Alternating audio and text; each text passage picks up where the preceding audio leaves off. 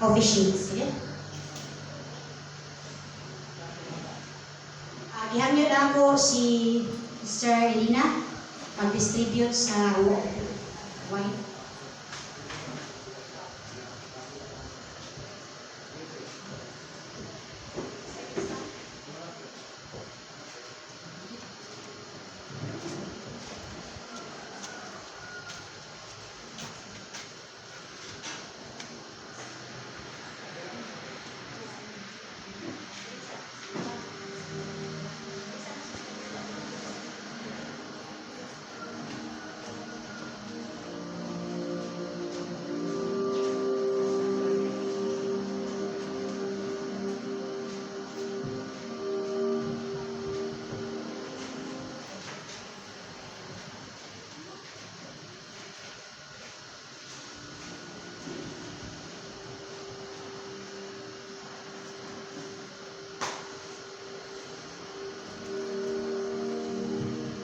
Hindi mayroong punta, no? So, yagi mo kung sa pagpanindo. Doon ako'y basahon na rin na tulo ka verse. Pag humano niya o pagkanta ni Sister Pina, pwede ta mo doon diri, nakuha o isa ka baso niya o tinapay, mabalik sa itong lingkuranan, dayon, matindog sa tadiha o yasan ninyo yung na, o ka na, kay magpamagdungan ta niya, no? Okay? So, kining communion, ano yung gingon nga, the Lord's Supper, no? Sa paghandom na to sa itong ginatawag na balaan panihapon sa tupuhin ng Diyos. So, ang ingon ni Evangelist Joy na every first Sunday of the month, mga niya to ang buhaton na to no? Mupartake ka ni mau buhaton, kining communion. No, kining communion, mga niya pag-ambik. No, pag-ambik. So, doon ako'y basahon din na tulong ka verse. Diri sa unang Korinto, chapter 11, verse 27 sa 29. So, sabta ninyo maayo kini nga verse, no? Hindi niyo ordinaryo nga bersikulo, pulong ni sa Dios. Ingon ni sa bersikulo 27, busa bisan kinsa nga mukaon sa tinapay o magainom sa kupa sa Ginoo sa paagi nga dili takos, makasala batok sa lawas o dugo sa Ginoo. Sa 28,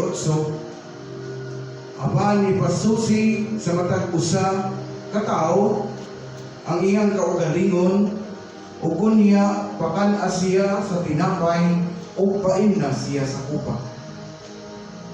Sa 29, kay bisan kinsa nga magkakaon o magainom sa walay pagpakaila sa lawas sa Ginoo, magkakaon o magainom siya sa hukom sa silot alang sa iyang kaugalingon. Maghalad o awit si Stepina o sa kaawit, pagpilin sa mga dali. Unya, samtang nag-awit siya, kukuha mo tag-isa ka baso, balik sa likuran. Salamat kayo.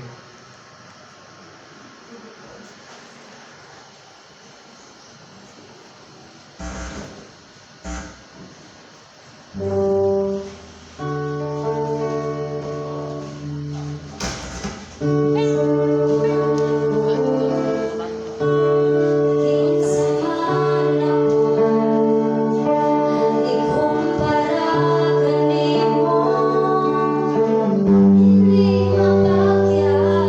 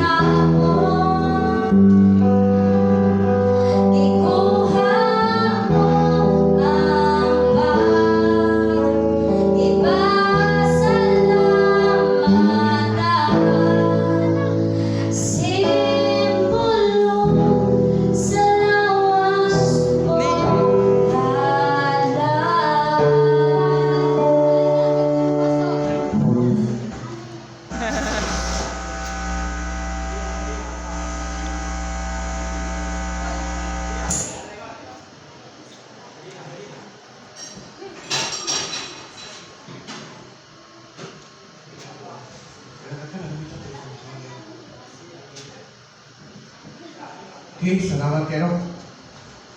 So dini, nag-ingon dini sa unang Korinto 11:24-25.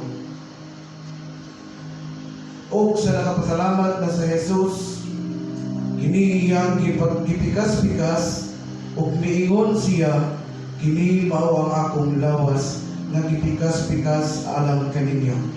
Buhatan ninyo kini sa paghandog kanako. Magdungan ta Ginoo. Kaon, sorry. Tinapay rin. Okay. First time.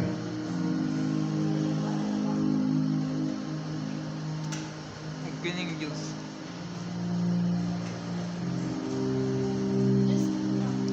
Tapos sa panihapon, ang kupa gikuha ni Jesus na nagingon. Kini kupa mao ang bag-ong pakigsaan diha sa akong dugo. Buhatan ninyo kini sa matag inom ninyo nini sa paghanto kanako. Dungan ta Ginoo.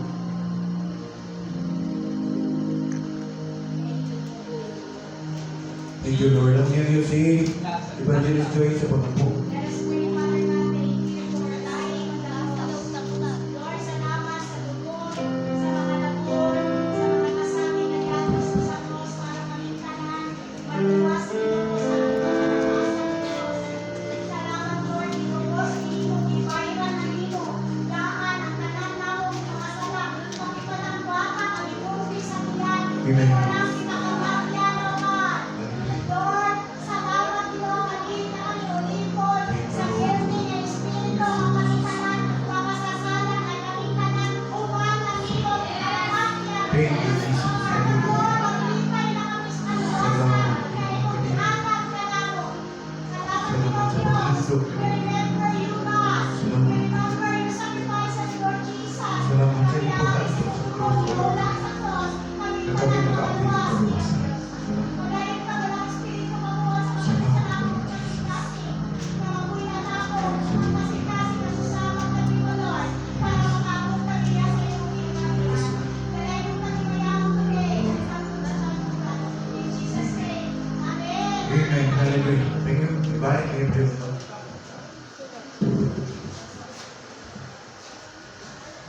Maayong buntag sa tanan ko. Na-bless ba may son sa mga lawiton? Nabusog ba mo sa atong painit? Okay, sa Ginoo. Okay.